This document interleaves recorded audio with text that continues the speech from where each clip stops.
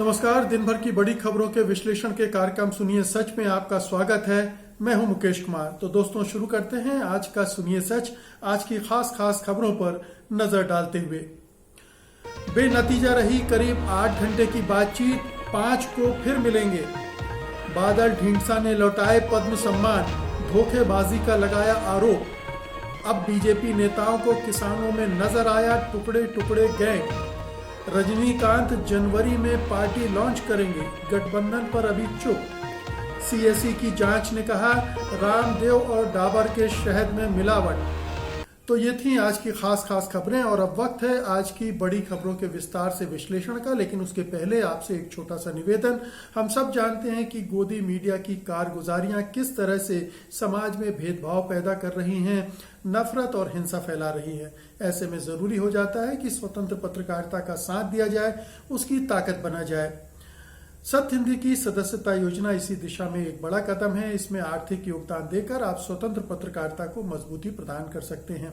इसके लिए इस वीडियो के साथ दिए गए डिस्क्रिप्शन में जाइए, उसमें एक लिंक है, उसको क्लिक कीजिए। क्लिक करने से सदस्यता योजना का पूरा ब्यौरा आपके सामने आ जाएगा और उसमें से आप अपने मन माफिक कोई भी सदस्यता चुन सकेंगे। हमें उम्मीद है कि सत्य हिंदी को बढ़ावा देने के लिए आप ऐसा जरूर करेंगे। और अब शुरू करते हैं बड़ी खबरों के विश्लेषण का सिलसिला। सबसे पहले लेते हैं आज की सबसे अहम खबर। आज किसानों और सरकार के बीच करीब 8 घंटे तक बातचीत चली।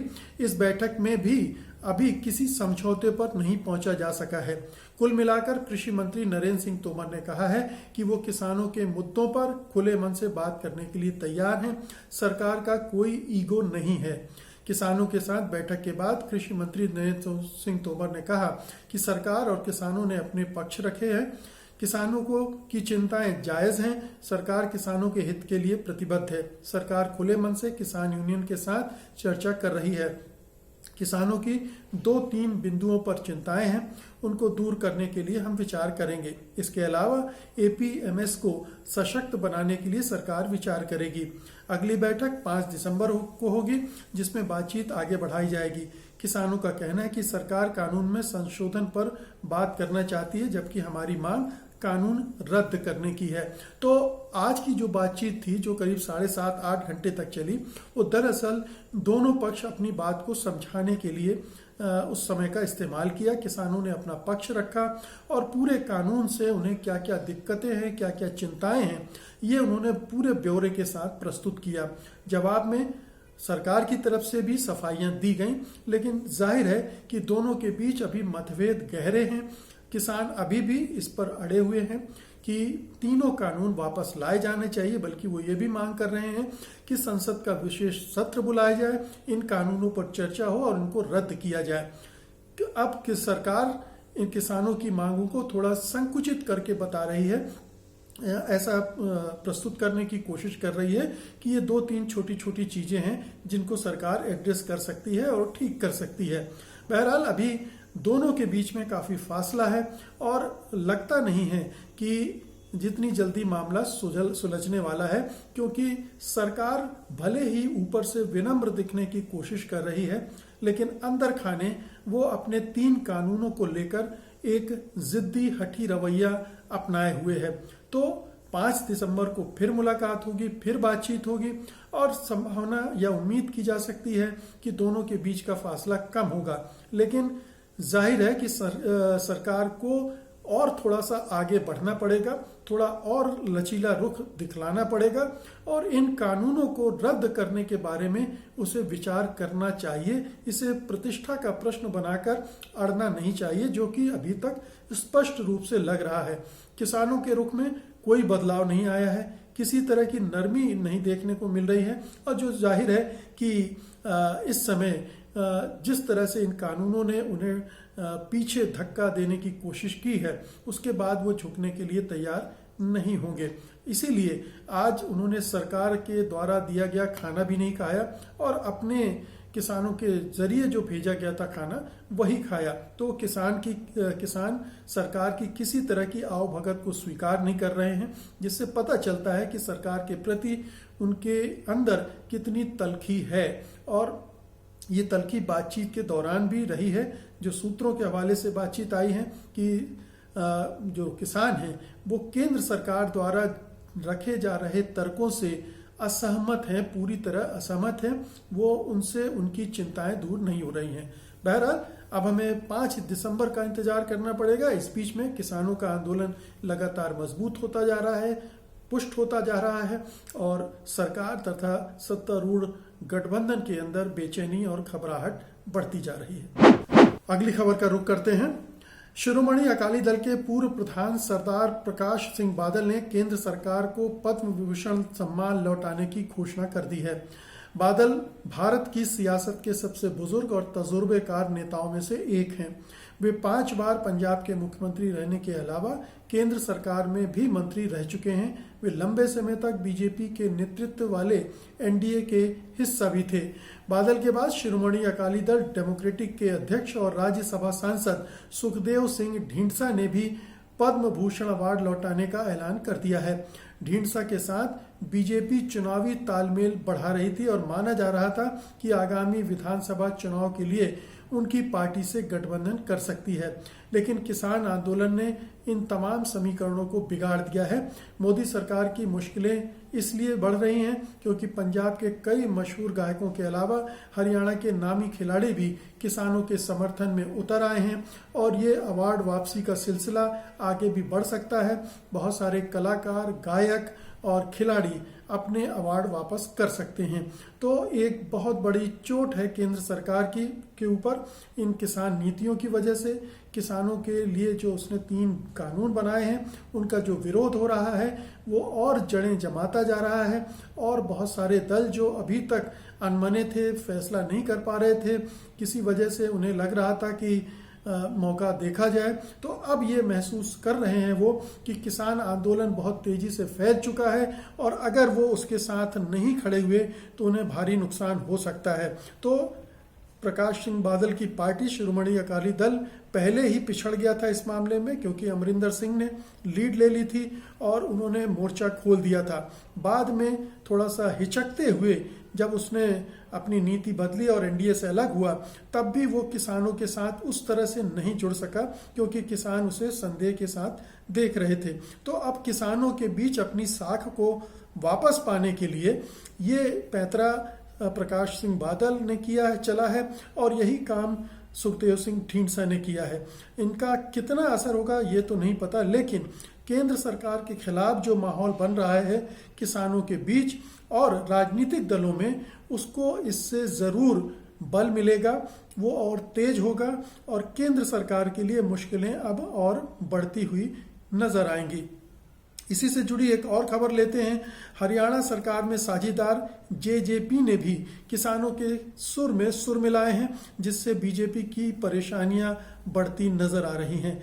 जेजेपी ने कहा है कि हरियाणा सरकार में दुष्यंत चौटाला के उप मुख्यमंत्री रहते हुए फसलों के न्यूनतम समर्थन मूल्य यानी एमएसपी पर किसी तरह की आंच नहीं आने दी जाएगी। अगर किसानों को एमएसपी पर नुकसान हुआ तो फिर दुष्यंत चौटाला पद से इस्तीफा दे देंगे। जेजेपी ने केंद्र सरकार से आंदोलनरत किसानों की एमएसपी आदि से जुड़ी मांगों का हल जल्द निकालने के लिए कहा है। इससे पहले उप मुख्यमंत्री दुष्यंत चौटाला ने कहा था कि केंद्र सरकार को किसानों की बात सुननी चाहिए और एमएसपी के बारे में एक लाइन लिखने में क्या दिक्कत है।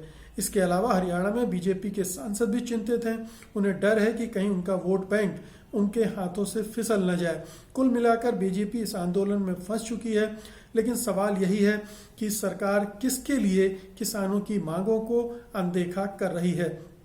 तो हरियाणा की सरकार पर भी अब खतरा मंडराने लगा है क्योंकि जो जेजेपी है वो मुख्य रूप से किसानों पर आधारित पार्टी है और जाहिर है कि जब पूरे प्रदेश के किसान इस तरह से आंदोलित हैं, आंदोलन से जुड़ रहे हैं, केंद्र सरकार के खिलाफ आवाज उठा रहे हैं, तीनों कानूनों का विरोध कर रहे हैं, तो उसी बीजेपी के साथ वहां पर सत्ता की साझेदारी करते हुए वो कैसे रह सकती है। तो ये अभी जो स्टैंड लिया है वो दरअसल अभी भी जेजेपी ऊहापोह में, धर्म संकट में है। दबाव तो उस पर जबरदस्त पड़ रहा है, लेकिन वो सरकार सत्ता खोना नहीं चाहती है, इसलिए आक्रामक तेवर तो दिखा रही है, लेकिन जमीन पर कुछ करते हुए नजर नहीं आ रही है। वो मौके का इंतजार कर रही है, देख रही है कि क्या केंद्र सरकार कुछ फैसला कर पाती है, केंद्र सरकार और किसानों के बीच कोई समस्या का हल निकल पाता है या नहीं निकल पाता है। और अगर उसमें कहीं भी कमजोरी दिखी तो मजबूरन उसे सरकार से हटना पड़ेगा और तब खट्टर की सरकार गिर सकती है। तो खट्टर की सरकार पर भी अभी तलवार लटक रही है, हालांकि अभी थोड़ा कहना जल्दबाजी होगा, और इसलिए भी क्योंकि जेजेपी सरकार से हटने के बारे में अभी सोचती हुई नहीं दिख रही है। जब दबाव बढ़ेगा तभी वो इस हद तक जाएगी, लेकिन इसने बीजेपी पर दबाव जरूर बढ़ा दिया है, केंद्र सरकार पर दबाव जरूर बढ़ा दिया है कि वो कोई ना कोई हल निकाले, क्योंकि पंजाब तो एक तरह से उसके हाथ से जा ही चुका है। हरियाणा में भी अगर उसे नुकसान उठाना पड़ा तो ये ज़्यादा नुकसान राजनीतिक हो जाएगा और इसका असर दूसरे राज्यों पर भी पड़ेगा, संदेश दूसरे राज्यों में भी जाएगा। अगली खबर लेते हैं। हमेशा की तरह इस बार भी सरकार की नीतियों के विरोध में बोलने वालों को गद्दार, आतंकवादी घोषित किया जा रहा है। बीजेपी नेताओं ने किसानों को ही खालिस्तानी और पाकिस्तानी पहले कह दिया था। अब बीजेपी सांसद मनोज तिवारी ने किसान आंदोलन में टुकड़े टुकड़े गैंग ढूंढ निकाला है। उनका कहना है कि टुकड़े टुकड़े गैंग के लोग किसान आंदोलन को शाहीन बाग बना देना चाहते हैं। उन्होंने कहा, आंदोलन में खालिस्तान के नारे और प्रधानमंत्री मोदी को धमकी ने साफ कर दिया है कि आंदोलन देश में अव्यवस्था फैलाने के लिए साजिश के तहत किया गया है। किसानों को बदनाम करने में बिहार के पूर्व उप मुख्यमंत्री सुशील कुमार मोदी भी पीछे नहीं है। उन्होंने कहा, दिल्ली के ताज़ा किसान आंदोलन में जिस तरह के नारे लगाए गए और जिस तरह से इसे शाहीन बाग मॉडल पर चलाया जा रहा है, उससे साफ है कि किसानों के बीच टुकड़े टुकड़े गैंग और सीएए विरोधी ताकतों ने हाईजैक करने में कोई कसर नहीं छोड़ी है। बता दें, इससे पहले सोशल मीडिया पर वीडियो शेयर कर लगातार किसानों को खालिस्तानी साबित करने की कोशिश बीजेपी की तरफ से की गई थी। उधर हरियाणा के कृषि मंत्री जयप्रकाश दलाल ने कहा है कि विदेशी ताकतें भारत को स्थिर करना चाहती हैं, इसलिए किसानों के नाम का इस्तेमाल कर रही हैं। उन्होंने समाचार एजेंसी ANI से कहा कि ये किसानों की बात नहीं है। किसान का नाम आगे करके विदेशी ताकतें चीन, पाकिस्तान और दुश्मन देश भारत को अस्थिर करना चाहते हैं।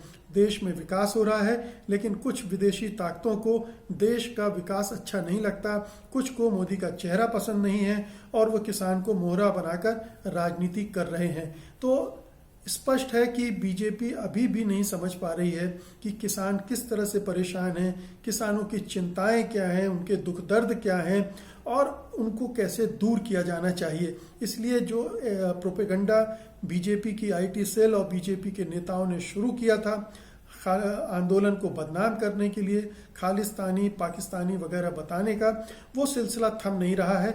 और ये भी स्पष्ट है कि बीजेपी का नेतृत्व और सरकार का नेतृत्व इसको शह दे रहा है, क्योंकि अभी तक उसने अपने नेताओं को रोका नहीं है इस तरह की बयानबाजी से।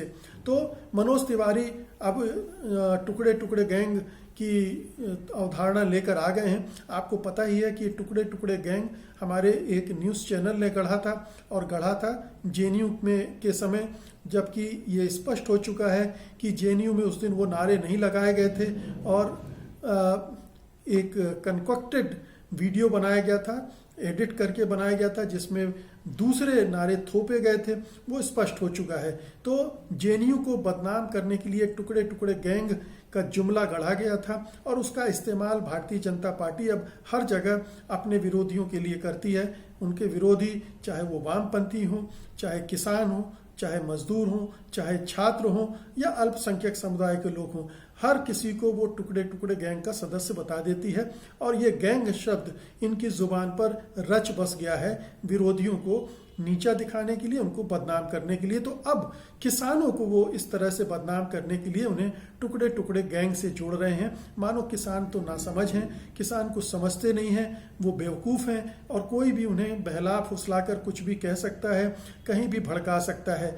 और यही शाहीन बाग वाले मॉडल की जहाँ तक बात है, तो वो एक प्रतिरोध का, आंदोलन का, लोकतांत्रिक ढंग से अपने विचारों को व्यक्त करने का एक अनूठा उपाय, एक मॉडल बना है जिसकी तारीफ की जानी चाहिए। और ये आज बीजेपी सत्ता में है, कल वो विपक्ष में हो सकती है, वो भी इस मॉडल का इस्तेमाल कर सकती है।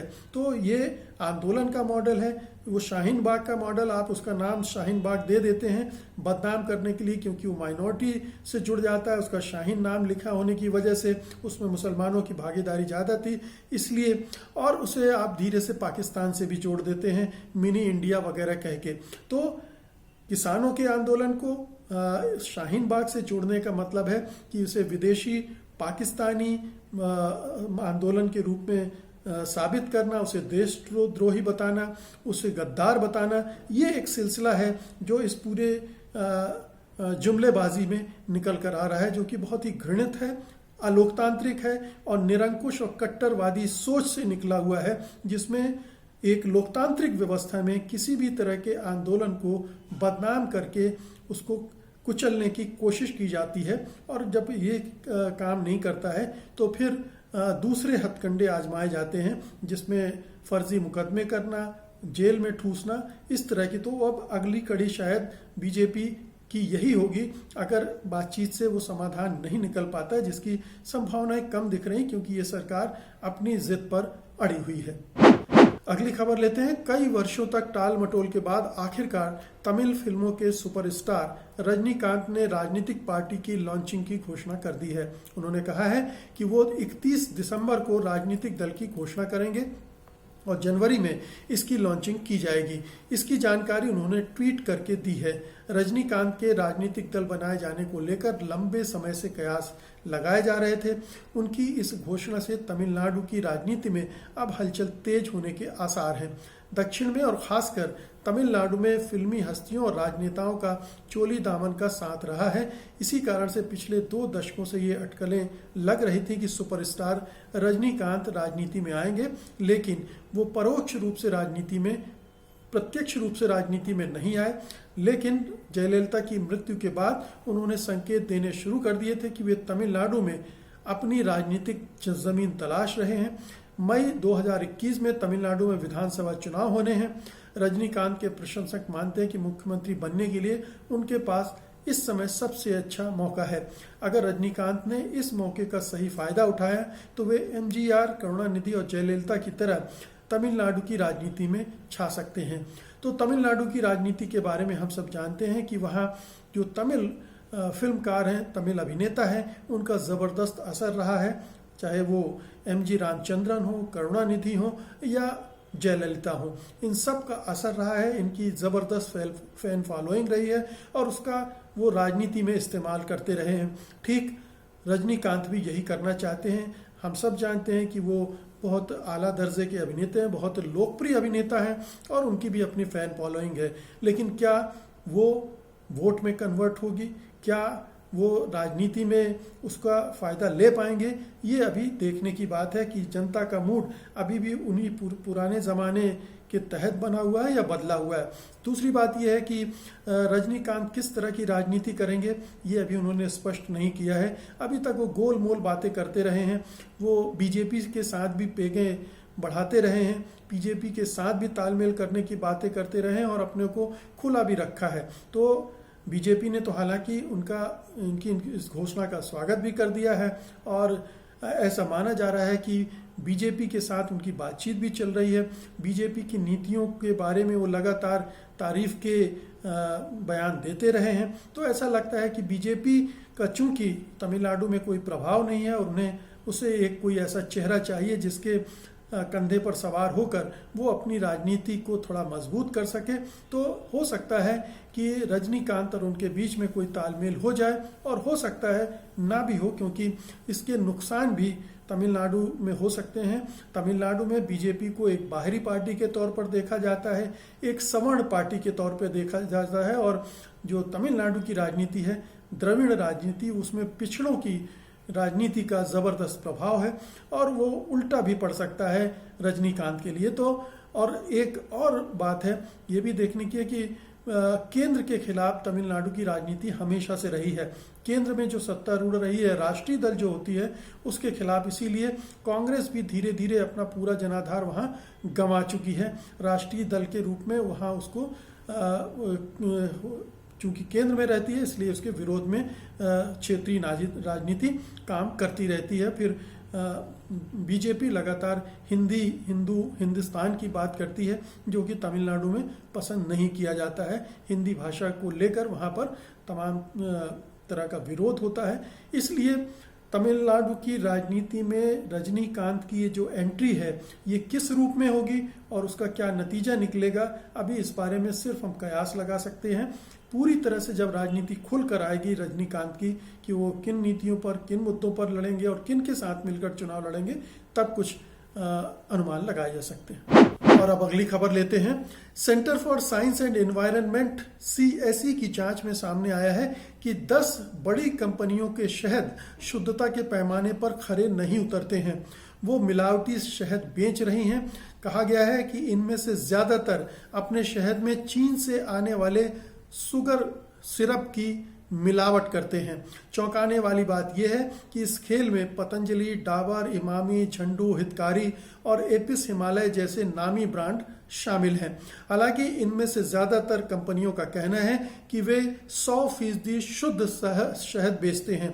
पतंजलि के CEO बालकृष्ण ने तो इसे इंडस्ट्री को बदनाम करने की एक साजिश करार दिया है। हालांकि इस पर सोशल मीडिया में सक्रिय लोगों ने इन बड़े ब्रांड्स को अड़े हाथों लिया है। लोगों का कहना है कि शहद का इस्तेमाल कई प्रकार की दवाओं के तौर पर बच्चों और बूढ़ों द्वारा किया जाता है, इसलिए ये खतरा बन सकता है। लोगों ने इन सभी कंपनियों को सजा देने की भी मांग की है। दरअसल सेंटर फॉर साइंस एनवायरनमेंट यानी CSE ने 13 ब्रांडों की जांच करने के बाद कहा है कि 10 प्रमुख ब्रांडों के शहद में शुगर सिरप मिलाया हुआ गया है। ये शुगर सिरप को इस तरह बनाया जाता है कि मौजूदा भारतीय जांच के तरीके उसे पकड़ नहीं पाते। चीन इस तरह के उन्नत सिरप बनाने में माहिर है, जिसे भारत में जांच करके पता करना मुश्किल है। तो हमारी जो जांच एजेंसियां हैं वो ठीक तरह से जांच नहीं कर रही हैं और उसका फायदा तमाम बड़ी कंपनियां, खासतौर से जो आयुर्वेदिक कंपनियां हैं, वो इसका फायदा उठाती हैं। तरह तरह की चीजें मिलावट करती हैं और उनकी ठीक तरह से जांच नहीं होती, या वो अपने प्रभाव का इस्तेमाल करके या करप्शन करके अपने प्रोडक्ट को बचा ले जाती हैं। लेकिन CSE ने, सेंटर फॉर एनवायरनमेंट ने इसकी जांच की है और इससे बात बताया है कि ये मिलावट हो रही है, और उसने जांच के लिए वो टेक्निक अपनाई है जो आमतौर पर पश्चिमी दुनिया में बड़े देशों में अपनाई जाती है, और उसके बाद ये रिजल्ट आए हैं। तो ये बहुत ही खतरनाक रिजल्ट हैं। इसको बहुत गंभीरता से लेने की जरूरत है।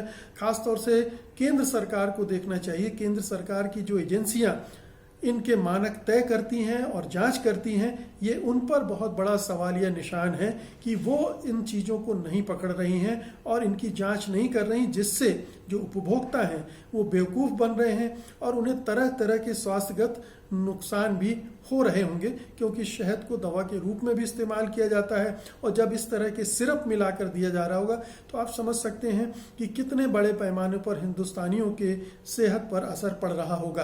तो ये केंद्र सरकार पर भी एक बड़ी, केंद्रीय स्वास्थ्य मंत्रालय पर बड़ा सवालिया निशान है। शक है कि कहीं वो भी तो मिली भगत में शामिल नहीं है, या उसने तो छूट नहीं दे रखी, क्योंकि आयुर्वेदिक प्रोडक्ट के मामले में ये सरकार बहुत ज़्यादा नरम है, उन्हें तरह तरह की छूट रियायतें देती हैं और उसका फ़ायदा पतंजलि और दूसरी कंपनियां उठा रही हैं। हम देख चुके हैं कि कोविड की दवा बनाने का दावा पतंजलि कर चुकी है और उसका कैसे पर्दाफाश हुआ, और उसके बाद हम सब जानते हैं कि वो कोविड की दवा तो थी ही नहीं।